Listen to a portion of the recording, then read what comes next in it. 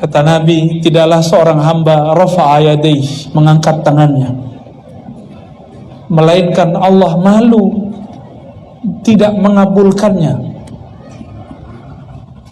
Innallaha hayyun, ya. Sungguh Allah malu jika ada orang mengangkat tangannya tapi Allah belum menjawabnya. Untuk teman-teman yang menonton kajian ini, jangan lupa bersalawat kepada Nabi kita Rasulullah Muhammad sallallahu alaihi wasallam. Allahumma salli ala Muhammad wa ala ali Muhammad. Rabbi, wahai, duhai Tuhanku, duhai pemilikku. Nah, kalau mau merasakan nikmatnya bertuhan, jangan panggil wahai Tuhanku, tapi panggil wahai pemilik jiwaku,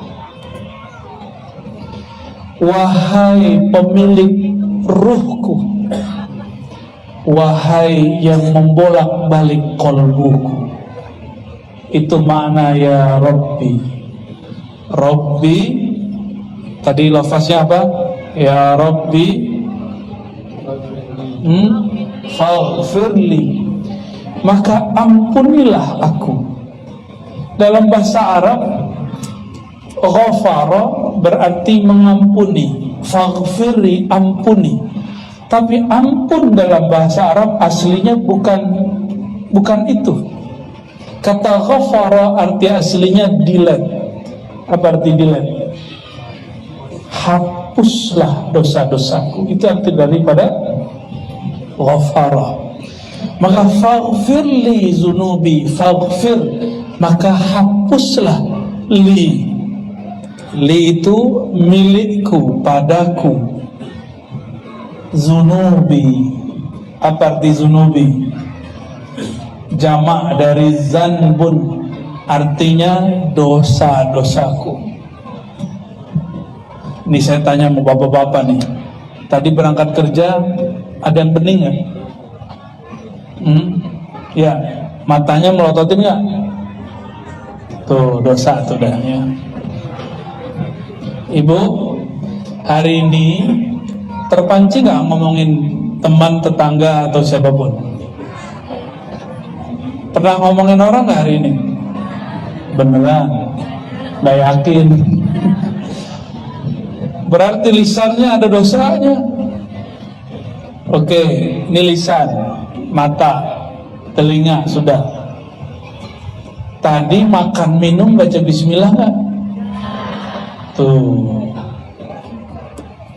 Dalam ilmu fikih dianjurkan baca bismillah, tapi dalam ilmu rohani wajib baca bismillah. Beda ya? Ini wajibnya di dalam diri. Supaya apa? Saya mau tanya, air ini yang menyegarkan atau Allah? Beneran? Gak usah minum kalau gitu. Gak berani ya? Bukan begitu Bapak Ibu. Yang menciptakan air Allah, benar? Tapi ada akidah namanya akidah Mu'tazilah.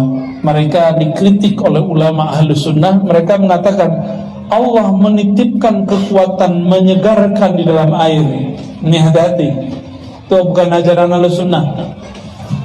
Contoh lain, api membakar. Benar?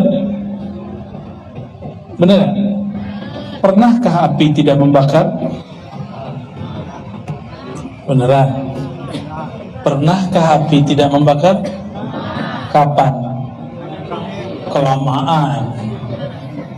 Ya, kemarin teman saya main-main api nggak kebakar. Di Banten, di Padang, di Aceh masih ada. Ya, di Palembang masih ada. Itu tari piring, tau nggak tari piring? Tari piring, penutup tari piring itu piringnya diinjek-injek, nggak ada yang luka. Diambil api, dimainin, nggak ada yang kebakar. Satu rambut pun nggak kebakar. Berarti api belum tentu membakar kecuali diizinkan Allah Subhanahu wa Ta'ala. Pasti ada dokter di sini. Pak Haji Novi anaknya pun juga dokter. Yang menyembuhkan obat atau siapa? Ya, beneran nih. Coba nggak minum obat, nggak begitu juga. Nabi mengatakan tadawu ibadallah, berobatlah wahai hamba Allah. Kalau bukanlah ada hadis ini, kita nggak usah berobat. Tapi kan ada perintah tadawu ibadallah, berobatlah hai hamba-hamba Allah, maka kita berobat. Kenapa kita makan? Karena ada ayat kulu washrabu, makan dan minumlah. Kalau nggak ada ayat ini, kita juga nggak makan minum. Nah, ini bab tauhid, ya. Bab apa namanya? Bab tauhid.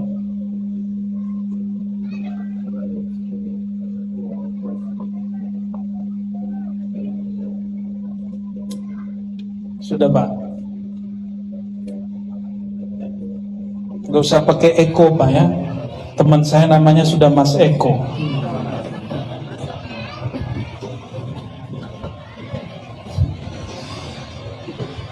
Rabbi faghfirli zunubi. Ya Allah, pemilik jiwaku, ampunilah dosa-dosaku. Ada dosa yang zahir, ada dosa yang batin. Dosa yang batin itu sederhana. Hari ini memandang kawan dan kita merasa diri kita lebih baik dari dia, itu sudah dosa batin. Udah belum hari ini? Itu biasanya dosa para kiai. Kiai mandang kiai lain tuh ilmunya dikit. Bener gak kiai? Ya. Sesama guru saling mengerti. Mandang orang, nah kalau ahli zikir lain, dilihat merem dia. Zikirnya belum nyampe. Padahal zikir dia yang belum nyampe. Sejak kapan zikir untuk merem-merem terus baca hati orang? Sejak kapan ilmu itu digunakan untuk jadi juri? Yang seperti itu iblis namanya. Iblis itu mengatakan apa? Ana khairum minhu, saya lebih baik kok dari Adam. Jadi yang pertama jadi juri menilai isi hati orang, jadi juri kolbu, juri iman, juri kebenaran, itu iblis. Jika dia bertubuh manusia disebut syayatinul insi, setan. Tapi bertubuh manusia, Allah sendiri yang berbicara. Semoga yang hadir malam ini bukan setan manusia. Amin ya rabbal. Ciri-ciri pertamanya apa? Tidak jadi juri kolbu, ya. Kalau ingin memahami orang, gak usah merem, buka matanya, buka telinganya, buka hatinya, rasakan kalamnya. Kalau merem, gelap apa terang? Ya, coba merem, Bapak Ibu, sebentar aja. Sudah, gelap apa terang? Apalagi melihat orang di ujung sono. Oh Ustaz, kita baca firasat lah. Firasat nggak begitu. Orang pakai firasat nggak perlu pakai merem. Ahli kasyaf itu nggak perlu begini-gini ngeliatin orang, ya. Orang-orang ahli rohani, ruhnya nggak terhambat oleh mata ini. Jadi kita kalau mematap orang lain, adabnya adalah adab Nabi Adamnya, tidak pernah merendahkan mereka. Dalam hati itu mentakzim dia dan mengatakan, mungkin orang ini punya amalan yang saya belum amalkan. Mungkin si kiai ini, ustadz ini punya ilmu yang saya belum tahu. Ini adab kita kalau ketemu orang. Sehingga tidak pernah merasa diri lebih tinggi dari orang lain. Itu yang disebut hakikatut tawadu, orang-orang yang benar bertawadu. Tawadu itu dari kata tawadu'a, wadu'a, meletakkan ego. Wadu'a, meletakkan ego, menjadikan diri sebagai pusat perhatian. Nah, ini bahayanya orang-orang yang tidak punya sifat tawadu. Ada juga pura-pura tawadu, depan kita cium-cium tangan, belakang ngomongin. Sebenarnya ilmu dia itu kurang. Banyak, saya ketemu banyak santri begitu. Ya, dulu dia gituin orang lain. Ternyata satu pelajaran hebat yang ada di alam semesta ini, kalau ada orang bicarain orang lain depan kita, nih temen nih ngomongin orang lain, siap-siap 1 jam setelah itu atau esok kita juga dibicarakan dia di depan orang lain. Ya, jadi kalau ada orang suka ngegosip, alihkan ke yang lain, jangan ikut-ikut. Karena al-mustami' syarikani, orang yang dengar sama-sama dapat, bukan pahalanya, di gelapnya. Jamaah yang muliakan Allah, faghfir li zunubi, ampuni, hapus dosaku. Dosa yang paling bahaya itu dosa yang tidak tampak, dosa merasa lebih dari orang lain. Kalau ibu-ibu secara fisik mungkin wajahnya, kalau lagi arisan tasnya bu ya, bener ya. Jadi tas itu bisa mengintimidasi ibu-ibu yang lain. Apalagi bu, cincin, merek jilbab juga masuk. Ya salam ya. Tapi itu ibu-ibu yang cahaya kolbunya belum hidup ya. Kalau cahaya kolbunya sudah hidup, bebas mau bawa tas apa aja oke. Saya mau tanya Bapak Ibu, ini pertanyaan kedua. Ada orang bajunya biasa, ya biasa banget lah. Tapi ketika berbicara, dia berbicara dengan kolbunya. Ada satu lagi orang, mohon maaf, ini bukan melarang pakai sorban, sorbannya tebel, ridaknya 2, kiri kanan, bawa tasbih. Ya Masya Allah, kalau kita lihat, Masya Allah, ini kayaknya wali nih. Tapi pas ngomongnya nggak dari hati. Nikmat gak? Ya nikmat. Contoh lain, ini banyak kita kasih contoh. Ibu-ibu ketemu cowok, cakepnya bukan main, putih ya, berotot, kerasnya sekeras tembok kali ya. Pas ngomong ketus. Nyaman nggak ngobrol sama orang begitu? Pak, duduk di bis trans, di samping kita ada cewek cuantik, kata orang Jawa. Tahu cuantik? Enak lah kalau dipandang. Tapi katanya mau nundukin pandangan, tapi roknya pendek, pas nunduk malah kelihatan. Dia merasa diperhatiin.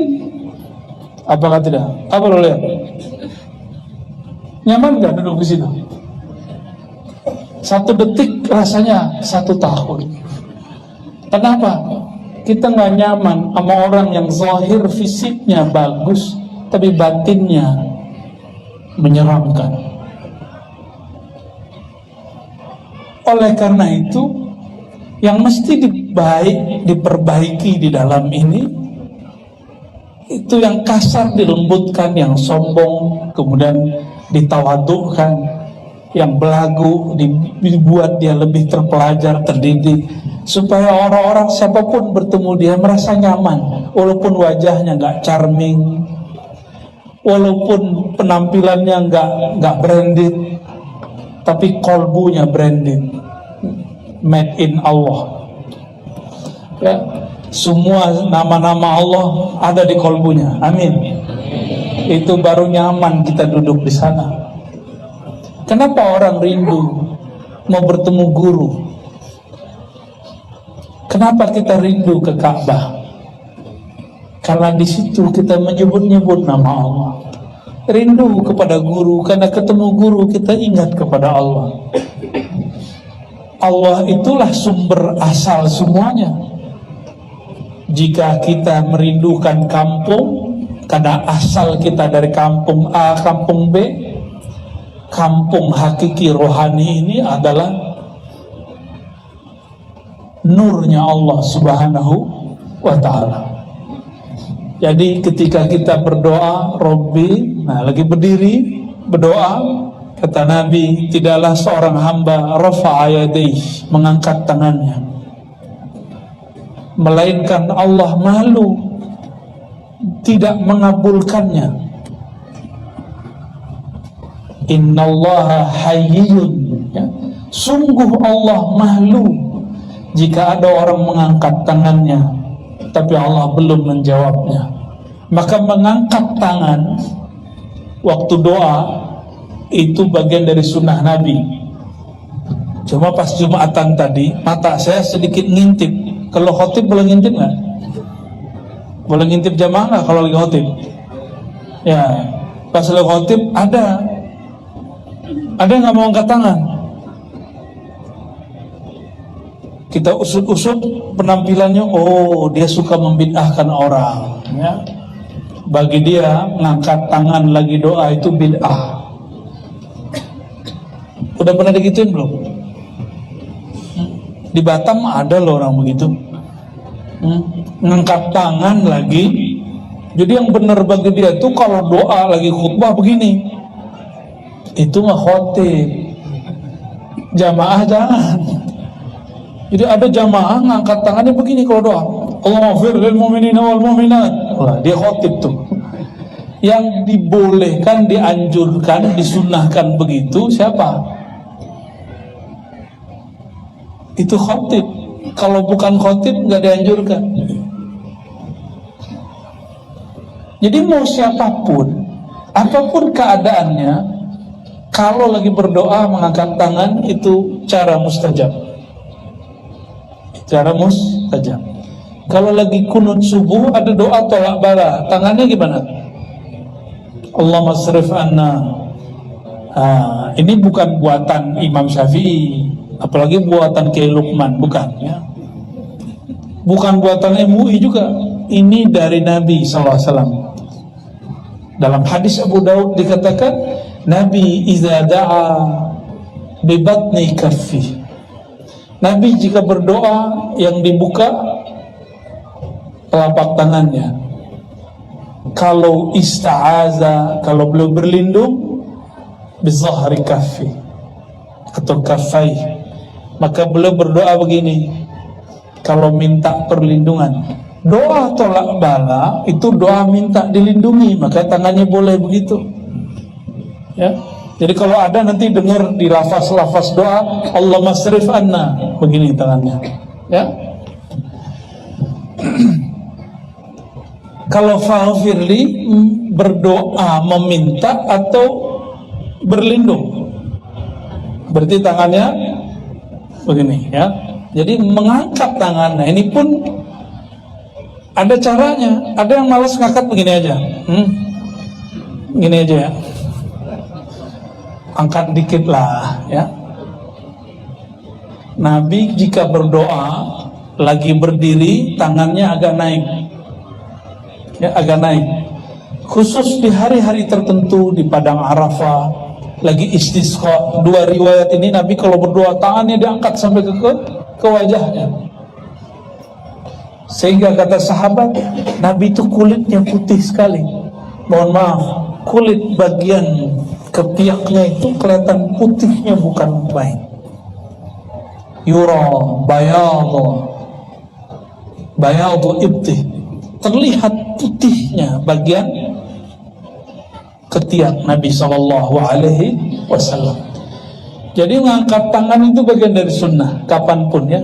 Tapi kalau doa nggak angkat tangan boleh nggak? Boleh nggak, Bu? Kita sholat baca doa iyyaka na'budu, tangannya di mana? Boleh kok, gak apa-apa. Duduk antara dua sujud, bacanya apa? Rabbighfirli warhamni. Itu doa dan gak ngangkat tangan, ya. Baik. Ini sengaja saya gak serius-serius sama ngajinya.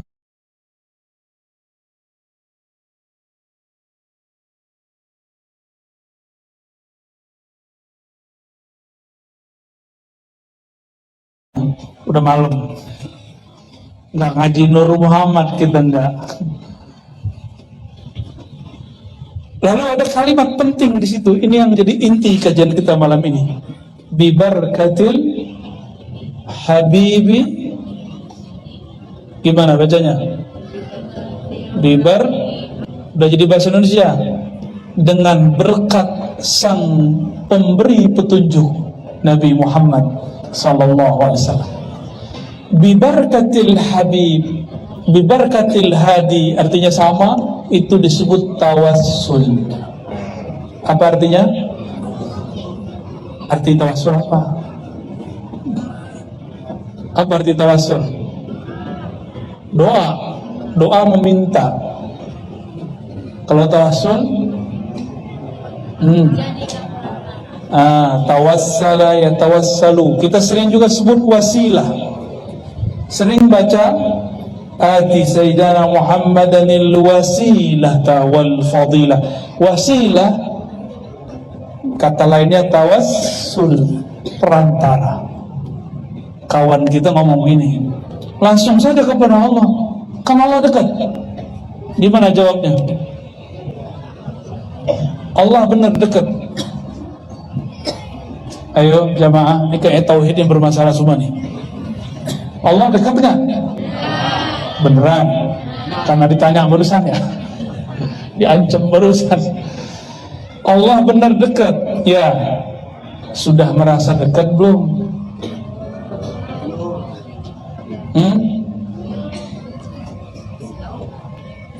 Ada orang sekantor tiap hari ketemu tapi nggak dekat, itu makhluk loh. Apalagi sama Allah. Kita ini Allahnya dekat kepada kita, tapi kita yang tidak dekat kepada Allah Subhanahu wa ta'ala. Nah, ini yang menjadi masalah. Karena kita tidak merasa dekat kepada Allah, kita perlu ada orang yang menghantarkan kedekatan ini kepadanya. Tapi orang yang menghantarkannya ini bukanlah Tuhan. Kita tidak sembah Dia. Memohon pertolongan Dia, syafaat Dia, itu disebut dengan tawassul. Disebut apa? Tawassul. Jadi kalimatnya faghfirli zunubi bibarkatil hadi Muhammad. Ya Allah, ampuni dosaku berkat sang pemberi petunjuk, pembawa petunjuk, pembawa hidayah, Nabi Muhammad SAW. Ini tawassul. Sayang sekali hari ini banyak dai-dai mengatakan tawassul itu syirik. Berarti semua yang sholawat ini musyrik. Tadi yang berdiri-berdiri itu musyrik semua itu. Kata dia, katanya ada radionya di sini ya. Ini mengerikan ini Pak. Ini kalau dibiarkan berbahaya ini. Di beberapa negara di Asia Selatan, Asia Selatan itu India, Pakistan, Bangladesh, Sri Lanka, Afghanistan, orang lagi maulid karena dianggap musyrik oleh orang yang agak miring pemahamannya ini, dia bom. Lagi maulid di gedung dibom. Orang baca nama Nabi Muhammad dibom. Mau kejadian begitu di Batam? Katanya mau jadi apa? Bandar narkoba apa? Bandar apa? Bandar Madani. Alhamdulillah. Madani itu sebutan kota Nabi Muhammad sallallahu alaihi wasallam. Maka syarat kota Madani mesti ma'rifat Nabi Muhammad SAW, mesti kenal Nabi Muhammad SAW, mesti sedih gang-gangnya itu ada salawat kepada Nabi Muhammad SAW. Tapi memang sudah berubah. yang hidup 10 tahun lalu dengan sekarang sudah berubah? Udah banyak sholawat belum sekarang? Sudah lebih banyak ya. Alhamdulillah. Tawassul itu ada banyak macamnya. Ada tawassul dengan nama Allah atau sifat Allah. Contohnya gini, birahmatika.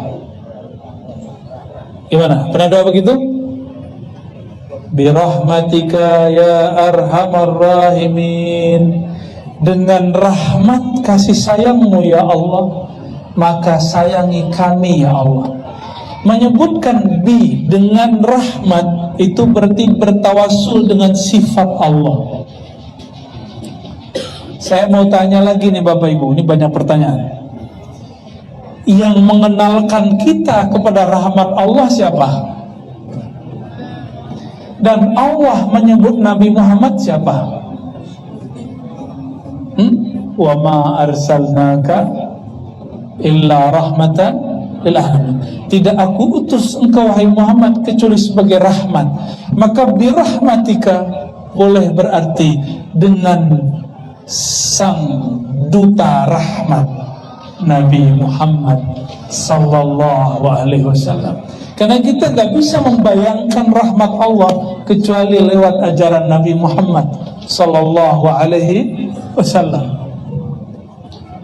Qalbu Nabi, ruh Nabi itu pancaran nama dan sifat Allah. Makanya ketika mengatakan birahmatika ya arhamar rahimin, itu maksudnya tawassul dengan sifatnya Allah yang ada pada nur qalbu Nabi Muhammad sallallahu alaihi wasallam. Jadi kalau baca birahmatika ya arhamar rahimin, jangan bayangkan aneh-aneh, cukup bayangkan kasih sayang Allah melalui Nabi Muhammad sallallahu alaihi wasallam. Ini tawassul apa namanya? Tawassul dengan nama dan sifat. Ya. Ada tawassul yang kedua, tawassul dengan amal soleh. Pernah dengar ada 3 orang lah jalan-jalan, 3 pemuda yang soleh, tiba-tiba masuk goa, goanya ketutup. Masih ingat? Beneran ingat nih. Ceritanya 2 halaman soalnya, jadi saya buat ceritain. Yang pertama, dulu dia punya orang tua, nggak makan dan minum kecuali orang tuanya makan minum dulu. Yang kedua, orang ini punya kesempatan untuk melecehkan putri dari pamannya. Tapi ketika si putri itu mengatakan ittaqillah ya akhi, takutlah kepada Allah wahai saudara sepupuku, dia langsung mental dan dia kemudian tobat kepada Allah.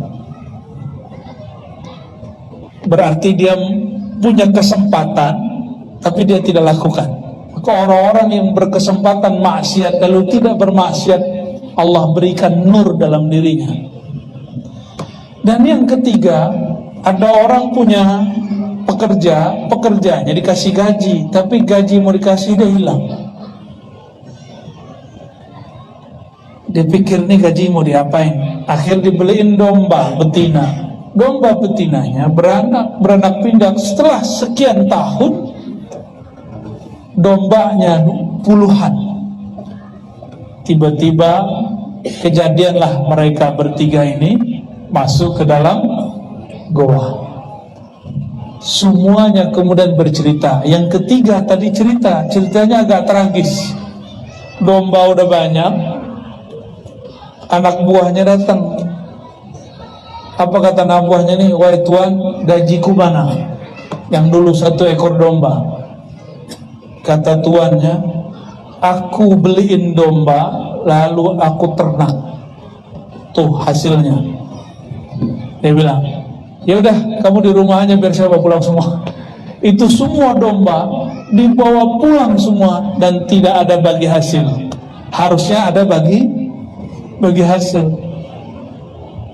Apa kata dia? Ya Allah, gemes. Tapi dia terima. 3 orang ini ketika masuk ke dalam goa, dorong-dorong nggak bisa. Maka mereka kemudian mengatakan, wahai sahabatku, sekarang kita bersaudara, Tuhan kita sama. Sebutkanlah amalmu yang paling engkau kenang, yang paling ikhlas dan tulus, lalu minta kepada Allah berwasilah dengannya. Maka yang pertama menyebutkan, ya Rabb, saya tidak pernah makan sampai ayah ibu saya makan. Kebuka dikit. Mereka coba keluar, baru keluar satu tangan. Yang kedua berdoa lagi. Ternyata setiap kali doa Allah turunkan malaikat. Cuma malaikatnya nggak boleh buka banyak-banyak, ya, buka aja dikit. Lalu doa lagi yang kedua, ya Allah, dulu saya berkesempatan maksiat, lalu saya tidak maksiat. Dibuka lagi, dibuka, tapi baru masuk dua tangan. Belum bisa, badannya mungkin sudah seperti bapak-bapak ini, sudah ada kemajuan perut. Dan yang ketiga, ya Allah, maka ini yang paling hebat. Dia bersedekah, dia menyedekahkan semua yang dia cari, yang dia kumpulkan. Ya Allah, jatah saya banyak. Kalau saya mau adil, cukup ambil satu domba, kasih ke orang itu. Tapi aku ikhlas, ya Allah, langsung kubuka semua. Ini dahsyatnya doa pakai sedekah. Disebut tawassul dengan amal soleh. Baik orang tua, amal soleh. Meninggalkan maksiat, amal soleh. Lalu bersedekah, amal soleh. Kita sebutkan amal, itu namanya tawassul. Tawassul apa namanya? Bil amal soleh. Tapi saya tanya lagi, yang memberitahu kita bahwa A, B, C, D itu amal soleh siapa? Guru. Guru taunya dari siapa? Dari gurunya. Guru bersambung kepada Rasulullah. Maka kalau sebut amal soleh, sebenarnya yang terbayang siapa? Tetap Rasulullah Sallallahu Alaihi Wasallam. Maka semua tawasul ke Nabi Muhammad. Itu sebabnya ada tawasul yang paling tinggi. Apa itu? Tawasul dengan Nabi Muhammad Sallallahu Alaihi Wasallam. Ya. Jadi ketika mengatakan bibarakatil hadi, dengan keberkahan Nabi Muhammad yang bergelar hadi, sang pembawa, sang pemberi petunjuk, maka ya Allah ampuni dosa kami.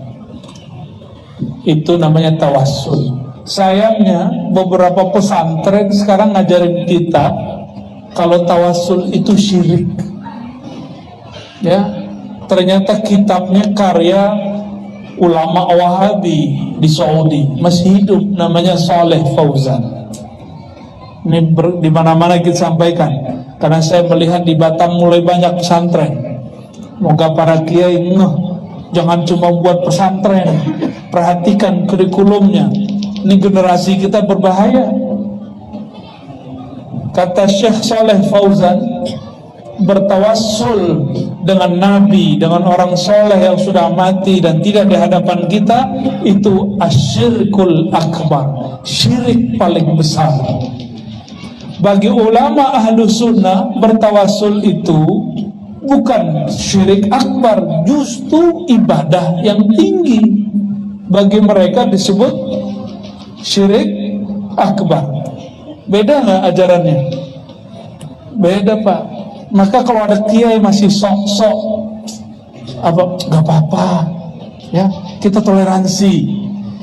Antum toleransi sama orang yang toleransi. Sama orang yang nggak toleransi, orang begini harus diberesin dulu, bukan dihancurkan. Harus beresin cara berpikirnya. Kalau nggak nanti jadi benalu di umat Islam, ya. Namanya apa tadi? Tawassul. Ada tawassul cara lain yang nggak disebut tadi. Tadi di satu kitab. Tawassul dengan asar Nabi Muhammad SAW. Tawassul dengan bekas-bekas yang ditinggalkan Nabi Muhammad SAW. Cuma sayang, ini butuh pembuktian kuat. Misalnya rambut Nabi, apa namanya, kalau kain yang nutupin kuburan Nabi, kiswa. Nah, ini rentan, ada mafia juga di situ ya, mafia tabarruk, mafia ngambil berkat. Hati-hati. Oh, nih rambut Nabi nih, belum tentu rambut Nabi, harus dibuktikan didapat dari siapa, dapat dari museum mana. Hati-hati juga ya. Kita tidak pernah menolak bertabaruk. Tabaruk artinya ngalap berkah, menyerap keberkahan. Berkah itu kebaikan yang Allah turunkan kepada benda-benda tertentu. Mungkin nggak? Bentuk tabaruk paling jelas, orang sakit minum obat, giliran berobat boleh, giliran nyelupin rambut Nabi ke air dianggap syirik. Ya, ada yang begitu. Ya. Suatu kali Sayyidatuna Aisyah sakit. Sayyidah Aisyah ini, ibu-ibu nggak ada yang berani. Sayyidah Aisyah ini Sayyidah Kuburiyah. Apa artinya? Biasanya Rijal Ansar ngerti artinya nih. Penghulu kuburiyun, kuburiyat. Kok bisa saya ngomong begini? Ini bukan penghinaan, ini justru pujian. Nabi SAW wafat, dikuburkan di mana? Di kamar Sayyidah Aisyah. Meninggal ayahnya Sayyidina Abu Bakar, dikuburkan di mana? Di kamar Sayyidah Aisyah. Dan Sayyidah Aisyah belum pernah tinggal di luar, masih tinggal di rumahnya, tinggal bersama kubur. Nah, ibu-ibu berani gak? Bapaknya mati, maaf ya, wafat, terus tinggal di kubur, berani gak? Atau suaminya meninggal, kan sehidup semati gitu ya. Kubur di kamar, tidur dekat kubur, berani gak? Ternyata cintanya hanya sampai liang kubur. Siap-siap Pak ya, ditinggal pas dikubur. Maksudnya apa saya ngomong begini? Sekarang orang ada nggak mau sholat di masjid yang di sampingnya ada kubur. Aneh nggak? Sayyidah Aisyah di dalam kamarnya itu beliau ngapain aja? Nggak tidur doang, beliau juga sholat di situ, zikir di situ, baca Quran di situ, menjawab pertanyaan fatwa-fatwa orang di situ. Saya mau tanya, kapan Sayyidah Aisyah keluar? Ada yang tahu? Yang tahu nih, dapat? Hah? Aduh, bingung nih, ada 2 orang nih. Nggak jadi deh.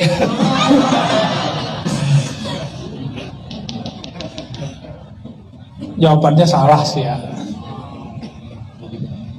Sayyidina Umar wafat, Sayyidina Umar nanya, wahai ibunda kami, izinkan saya Al-Fakir Umar berkubur dekat guru kami Abu Bakar dan kekasih kami Rasulullah Sallallahu Alaihi Wasallam.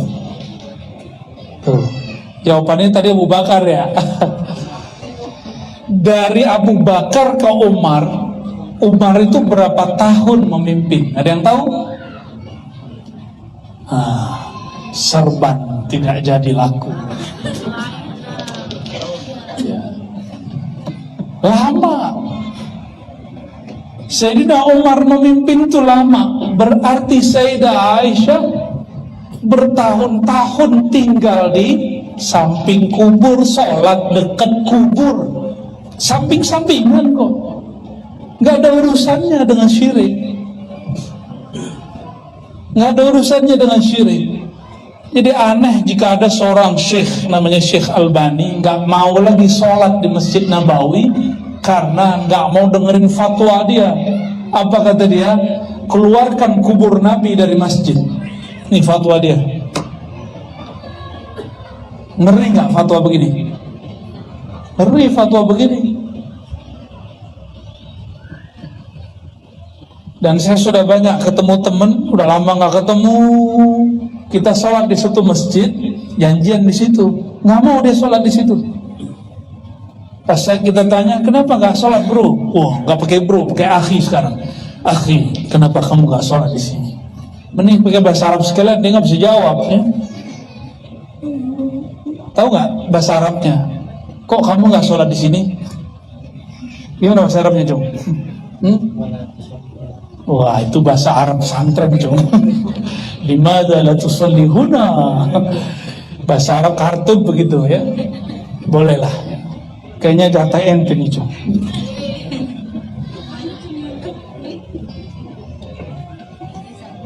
Jawabannya apa?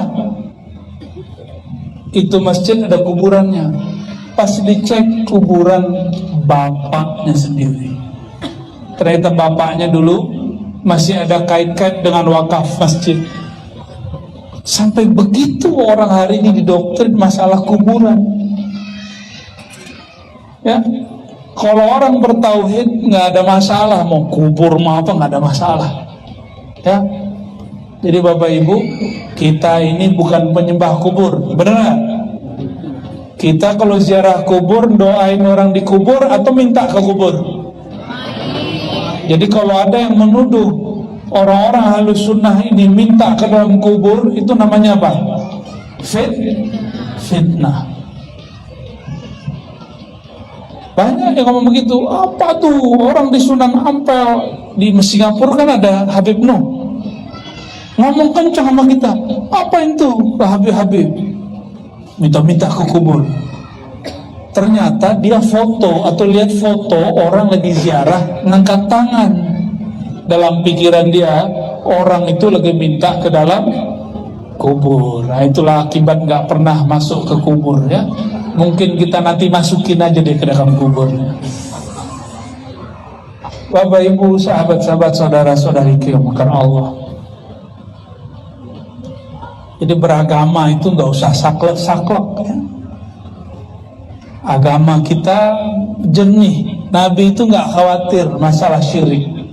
Yang Nabi khawatirkan umat Islam itu masalah cinta dunia. Yang Nabi khawatirkan bukan masalah kemiskinan. Yang Nabi khawatirkan orang kemudian karena kemilau dunia dia lupa diri. Oleh karena itu cara untuk meluruskan cuma satu. Inilah ajaran Nabi Muhammad SAW. Kata beliau, afdalu dzikri la ilaha illallah. Ini oleh-oleh malam ini yang terakhir yang mau saya uraikan. Afdalu dzikri, seafdal zikir adalah la ilaha illallah. Maka kalau mau cari orang paling utama, paling afdal di alam semesta, orang yang dirinya paling banyak baca la ilaha illallah. Yang paling banyak baca la ilaha siapa? Nabi Muhammad sallallahu alaihi wasallam. Jadi kalau mau cari orang paling mulia, cari aja yang paling banyak baca la ilaha illallah. Tapi kadang orang yang baca la ilaha illallah ini kalau doa dia belum yakin amat sama doanya. Maka Nabi kalamkan yang kedua, afdalud du'a alhamdulillah. Doa yang paling tinggi adalah alhamdulillah. Alhamdulillah secara harfiah berarti pujian bagi Allah. Tapi secara maknawi, alhamdulillah berarti doa yang paling tinggi, orang yang memuji karena rasa syukur kepada Allah. Ini yang mau nyalek nih ya, gak usah nyari dukun. Datang ke orang, gak mesti dia terkenal, gak mesti dia masyhur, gak mesti dia kiai atau ustaz. Orangnya paling bersyukur, nggak pernah ngeluh. Nih ciri-ciri orang yang mustajab doanya. Bukan orang yang pakai berserban begini, bukan yang pakai kopiah begini, belum tentu. Pakai serban belum tentu. Tapi orang yang lisannya, kolbunya paling banyak bersyukur, doanya paling cepat naik.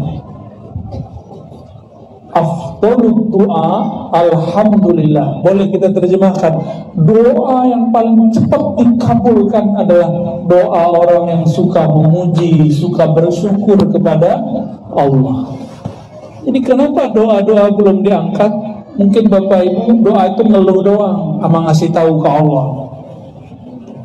Allah itu pernah lupa gak sama kita? Allah itu pernahkah ketika kita dicipta lalu salah kirim rezeki, benar gak?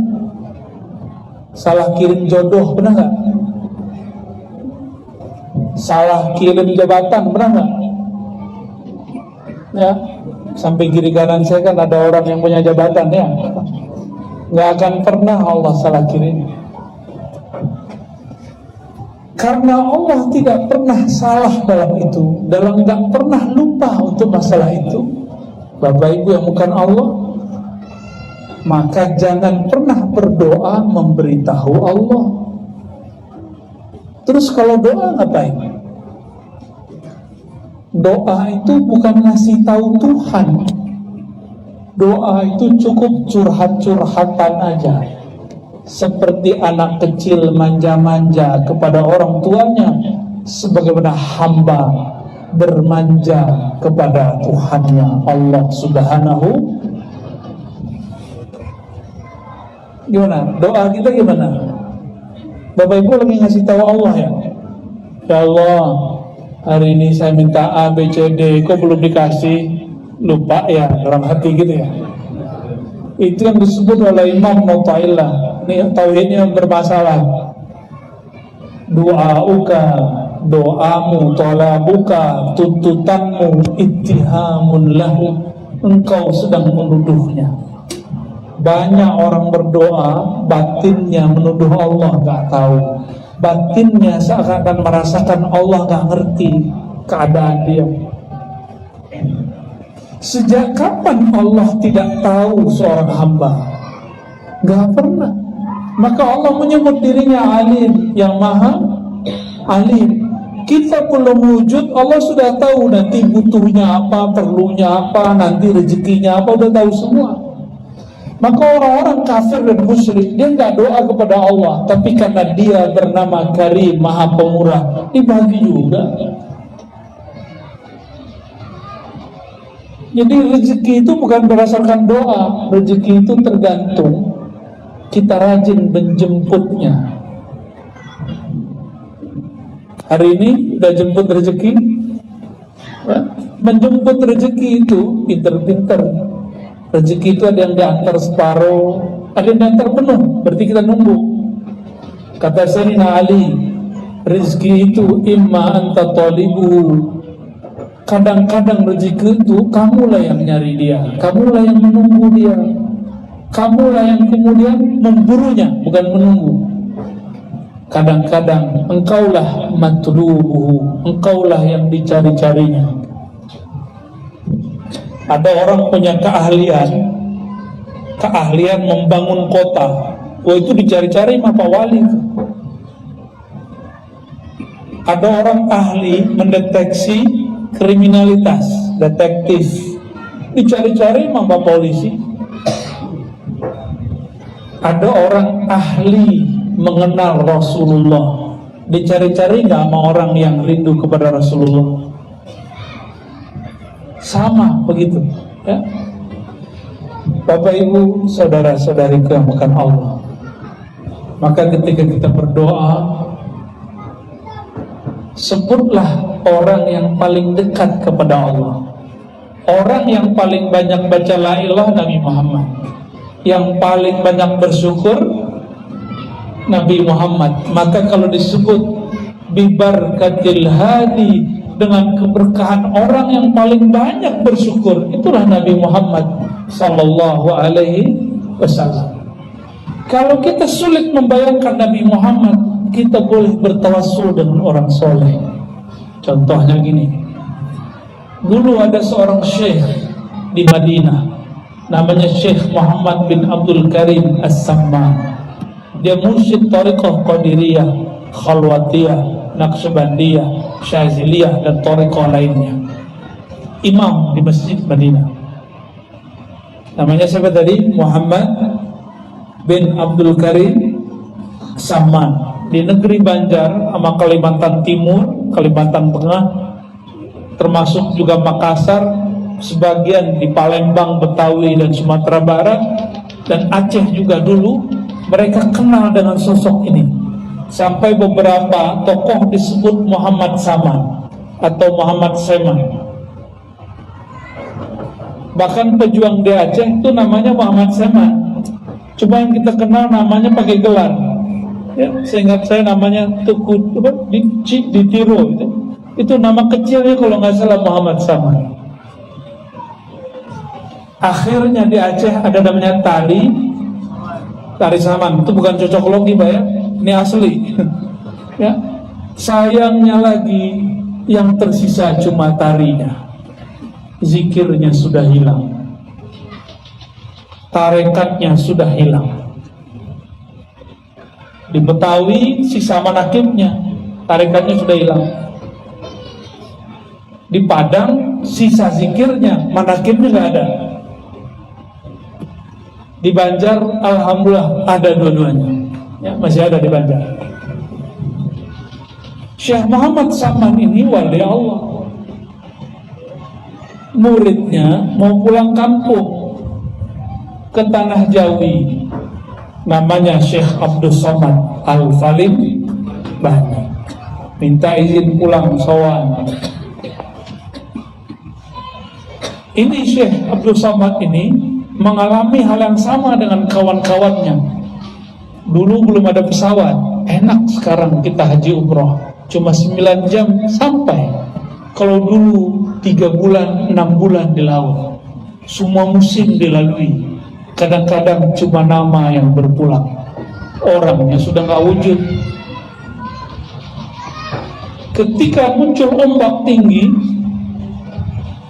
orang semua nyebut nama Tuhannya.